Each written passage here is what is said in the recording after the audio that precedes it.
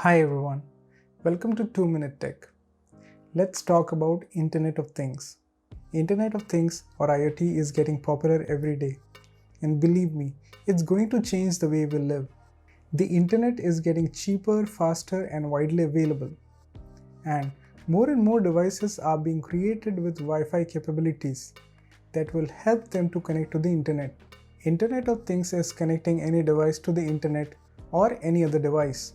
This includes smartphones, washing machines, refrigerators, microwave ovens, coffee makers, LED bulb, and almost everything you can think of. As we discussed in another video of Zettabyte Era, link in the description, there will be 28 billion devices connected to the internet by 2022. The Internet of Things is a network of connected devices including people. People connected with people, people connected with things, and things connected with other things. Anything that can be connected will be connected to the internet. But what is the purpose? Let's take an example. You start driving from office to your home.